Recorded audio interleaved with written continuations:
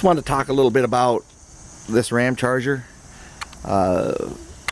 Bought it sight unseen. Very rare for me to do that. The story is the guy was going to put a diesel swap in this. Found himself a pickup truck in the 70s he wanted to do instead, so he supposedly never really drove this. So I made him a deal. He would bring it up. He was about a little over 2 hours away. He would have one of his workers bring it up to me for the price we agreed upon. If it was just not what he said, I didn't have to buy it, but I had to at least cover the cost of his wage of his worker and the gas. Anyways, this was supposed to be a starts right up 318 and I was told the wipers didn't work, probably a fuse is what they guessed. Supposed to be a solid truck with a little bit of patchwork on the lower quarters and rockers. So a lot of what was said was true. So I brought it here, and when I saw it, there's a couple things that jumped out at me right away. One is somebody painted this with like a Flex Seal.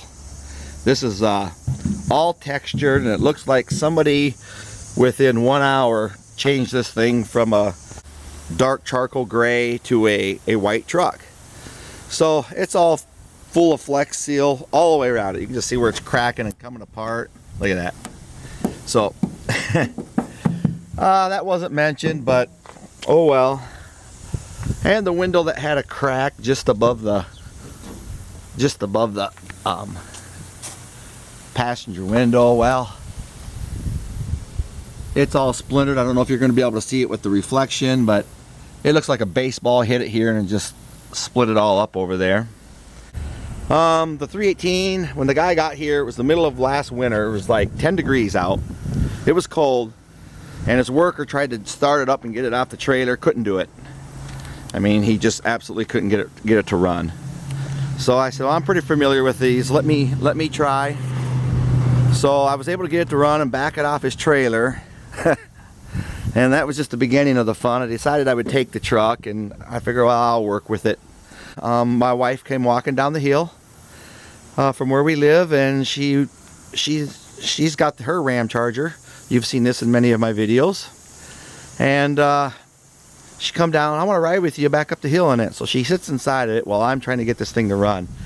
And this thing's just refusing, and after about a half hour she just gets out and walks back up the hill. So I finally got to run and get up the hill. First thing I notice is there's no hood latch for the hood, just the safety catch.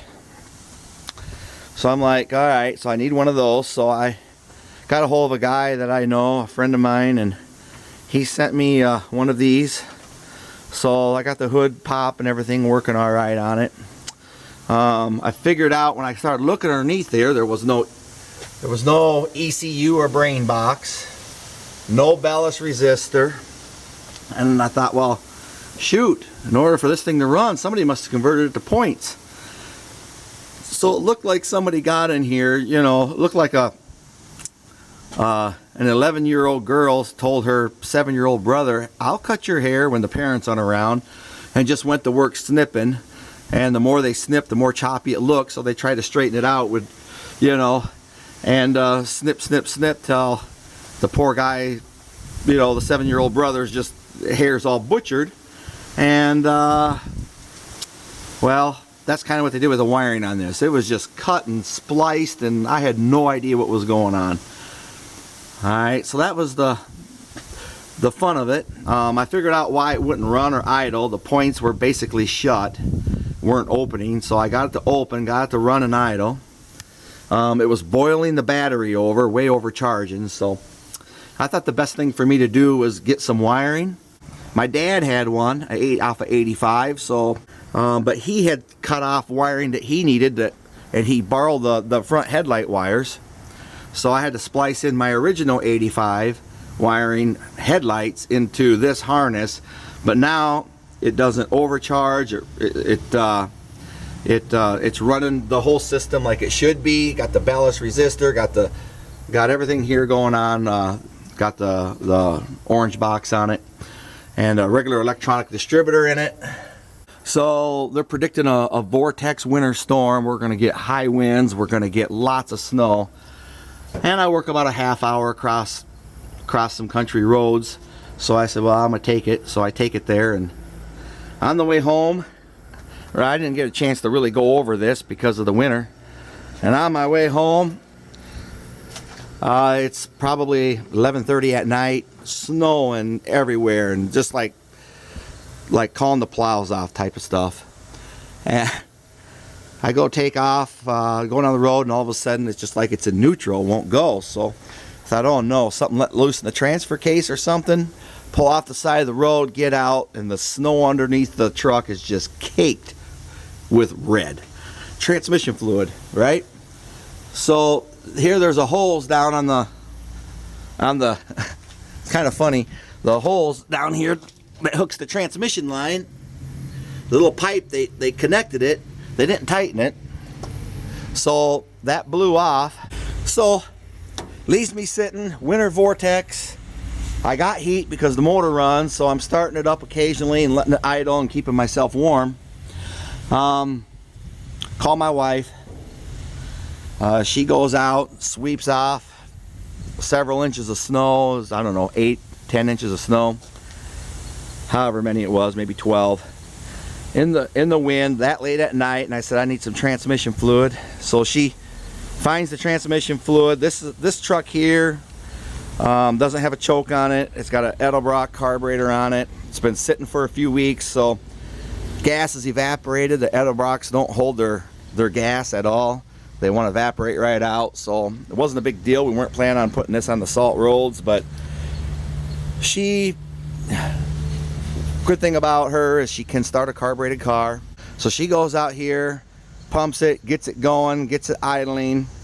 No plows, breaks open her own path, can't see, doing 15 mile an hour for about 15 miles, guessing where the road is. And she brings me the transmission fluid. Finally, you know, she gets to it. There's a town in between us. She gets to that town, fills up with gas, finishes her trip up to where I am. We put tranny fluid in it, about a 30-second fix, and then she follows me home. And yeah. So this vehicle already made her walk up a hill because it wouldn't run, getting it off the trailer. Now she has to come, get out of a warm bed and come and bail it out in the middle of a winter vortex. So with hers. So anyways, a little bit later on, she's not very impressed with the truck. So a little bit later on, I decided I would take her out to eat in a town about 40 minutes away at her favorite restaurant, one of her favorite restaurants. So we take off, we go there, nice evening. On the way home, now just so you know, I don't ever remember changing a flat along the road. I mean, I don't have flats. Well, guess what? This truck came, it was supposed to have good tires. Well, the tread was really deep, but they were so weather cracked you could stick a quarter and hide your quarters all over in the weather cracks. Since then I've put new tires on it, but well, not new, but they only had 300 miles on them. So anyways, we on the way home, again, it was still winter. It was freezing cold, and I blow out, and I happen to, it's one thing to have a flat, but I had it on a causeway, really no place to pull over. So anyways, I picked up a spare tire it didn't have. I bought an old Jeep tire at an antique mall for 15 bucks. Good thing I did. This is sat right over here, covering up those trees and just sitting on that last little bit of gravel there, and that's where it spent the summer. I just kind of walked away from it and just left it. I liked it, but I just had too many other things going on and it just sat. Well, about midsummer, or about let's just say about 3 months ago, there was a car show, and I was looking for some aluminum slots, so for one of my dusters. So I said, let's take the Ramcharger up. No, the flat tire and all the problems we had with this. No, I was like, we're fine, let's take it. So we go up there and we make it there, and it's about an hour's drive away and everything's going fine. But when I get to that town, all of a sudden my brakes started sticking and freezing up. I had this caliper over here that was froze up on me. So kind of funny. Of course, I got to hear it again. That's why, you know, you need to sell this. This thing's junk. So I kind of laughed it off. We pulled over at Napa and bought a caliper, but then I noticed that the whole wheel assembly was just loose. Boom, boom, boom. And they didn't have the double nuts in here that they have to hold that front rotor on. They didn't have it set right, and there was like a 1/4 inch gap. So we limped it home, got it home, and I have just literally taken this and I parked it right back over there and just left it.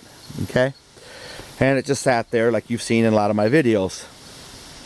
Well, I've now pulled it out, and winter's coming again. Here we are in September. We could see snow as early as November here. So what we're going to do is I'm repacking these wheel bearings. I'm going to make a video out of it when I do the other side. This side's already done. Putting new calipers on it, and then this brake hose. This is what I discovered. I mean, this thing is just like, right? When I bought it, the brake pedal was a little spongy, but probably just need to be bled. Well, the back brakes weren't working at all. The front brakes were barely working, so I really don't blame the guy. He probably didn't know much about it. I really do believe him by talking with him on the phone. I'm not sorry I bought it. It is a solid truck. The frame and floors, and really it's just a really solid truck. There's no rust underneath the hood. But I'm going to keep working with it. I like it. I like to drive it. There's 100 other things that can go wrong with a vehicle like this. I could spring a leak in my radiator. You could start leaking from an expansion plug in the engine. A little bit of antifreeze could start coming out of there. Right now there's no leaks, but hey, you never know, right? It's a fun vehicle to drive. The interior isn't bad shape. The seats and stuff isn't bad. So I have no regrets on buying it. The four-wheel drive seems to work really good. The transmission shift's good. The motor, one thing I'll give it, there ain't a choke on this either. But I even made a video, if you go back several videos ago, of starting this thing up when it was just blistering cold.